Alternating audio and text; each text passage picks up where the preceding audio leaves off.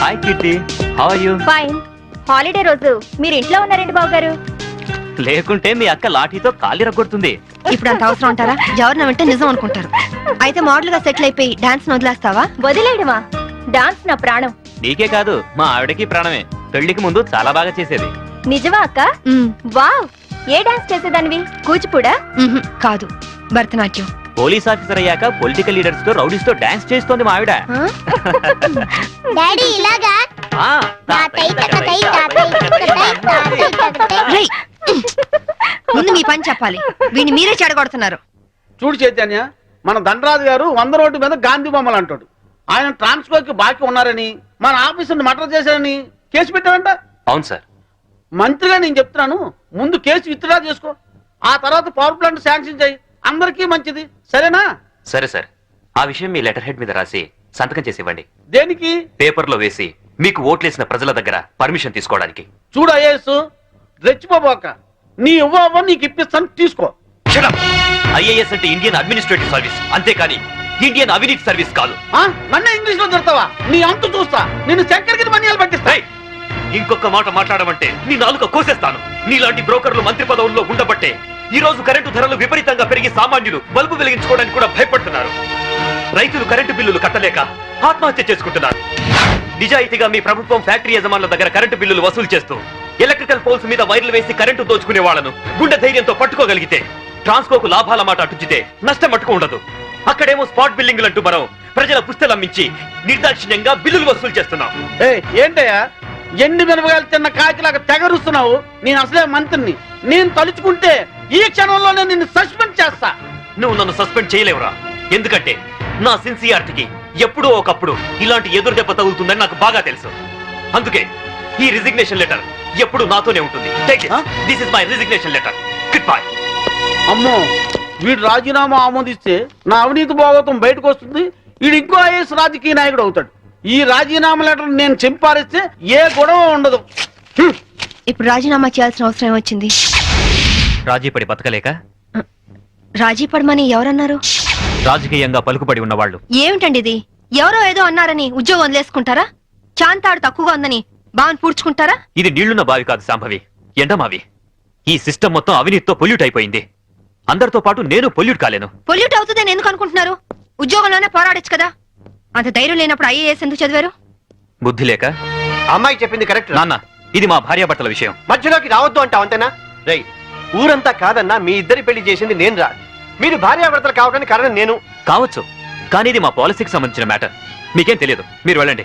ఏమండి, ఆవేశపడుకుని ఒక నిమిషం ఆలోచించండి ప్లీజ్. చూడు, నేను జాబ్ లేకుండా ఇంట్లో ఉండడం నీకు అవమానంగా అనిపిస్తే భర్త పోస్టు కూడా రిజైన్ చేస్తాను.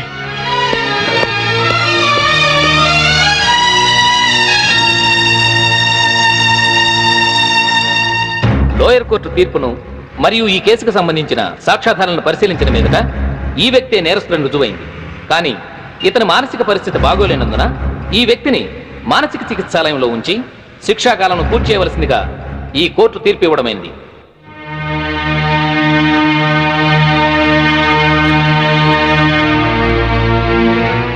ఆ రోజు నా కొడుకు రిజైన్ చేశాడంటే తప్పు చేశాడేమో అనుకున్నాను. కానీ ఇప్పుడు అనిపిస్తుందమ్మా, వాడు చేసింది కరెక్టేనని.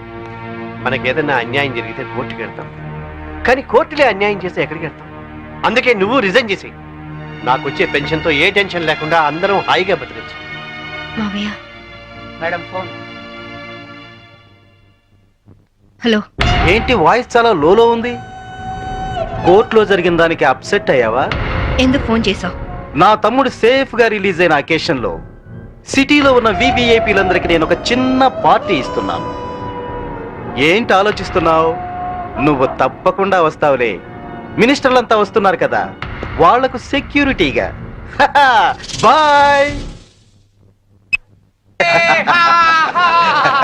Okay okay.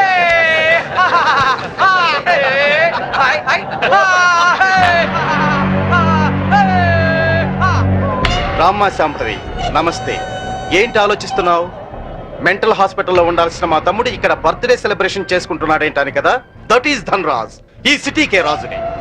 మీ పోలీస్ డిపార్ట్మెంట్ మా లాంటి విలన్ని ఏమీ చేయలేదు. నీ చేతిలో ఉన్న ఈ లాఠీ నీకు ఊతకర్రగా ఉపయోగపడుతుందేమో కానీ మాలాంటి వాళ్ళ మీద ప్రయోగించడానికి మాత్రం పనికిరాదు. నీ బెల్ట్, నీ ప్యాంట్ టైట్ గా ఉంచడానికే తప్ప మా మీద నీ పవర్ చూపించడానికి మాత్రం కాదు. పోతే నీ షూస్ లెఫ్ట్ రైట్ కొట్టడానికే తప్ప మాలాంటి వాళ్ళని కొట్టడానికి మాత్రం అస్సలు పనికిరాదు. ఈ మాత్రం చిన్న విషయం తెలుసుకున్నావనుకో, నువ్వు జీవితంలో బాగా పైకొస్తావు. It's my personal opinion. నమస్తే ధనరాజు గారు. మినిస్టర్ గారు నమస్తే. ఇప్పుడు కేక్ కోసే కార్యక్రమం మొదలవుతుంది. బాబు, నువ్వు కేక్ కోసి మీ అన్నయ్య గారు నోట్లు పెట్టమ్మా.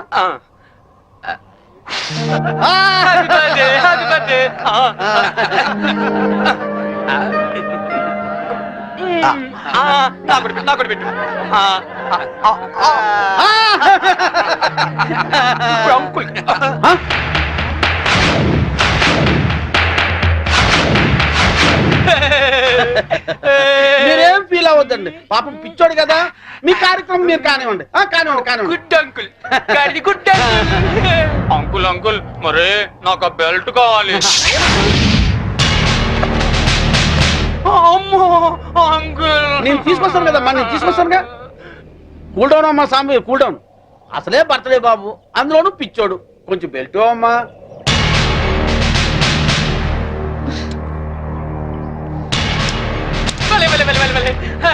Thanks అమ్మా. ఇదిగో తీసుకో బాబు. అంకుల్ అంకుల్, మరి నేను ఇప్పుడు ఒక ఆట ఆడుకుంటానే. అలాగే ఏమవుతామా? నేను ఎవరినైతే ముట్టుకుంటాను వాళ్ళు షర్ట్ తిప్పి డాన్స్ చేయాలి. సత్తేనా ప్యాంట్ కూడానా? షర్ట్ ఒకటి చాలే, వీళ్ళందరూ చెప్పు. అలాగే ఇదిగో, చిన్నోడు ఏదో ముచ్చట పడుతున్నాడు, కొంచెం కోఆపరేట్ చేయండి.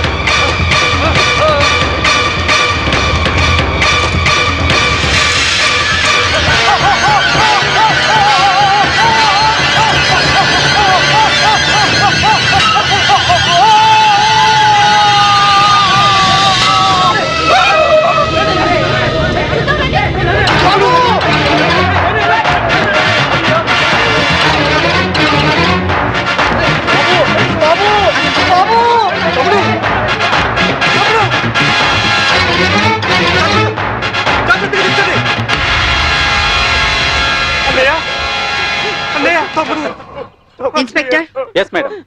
పిచ్చి ముదిరి పైనుంచి కింద దూకి చచ్చాడని ఎఫ్ఐఆర్ రాసుకోండి. Okay madam. దానికి సాక్ష్యం ఈ మినిస్టరే. ఇతని దగ్గర కూడా సాక్షి సంతకం తీసుకోండి. అలాగే మేడం. మిస్టర్ ధనరాజ్, ఇందాక ఏమన్నా?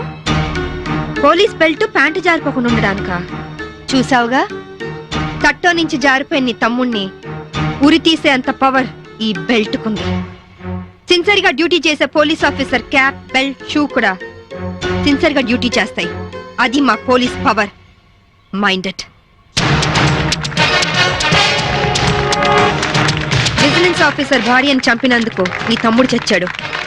విజిలెన్స్ ఆఫీసర్ నువ్వే చంపావని కేసు రీఓపెన్ చేస్తున్నాను. Count your days.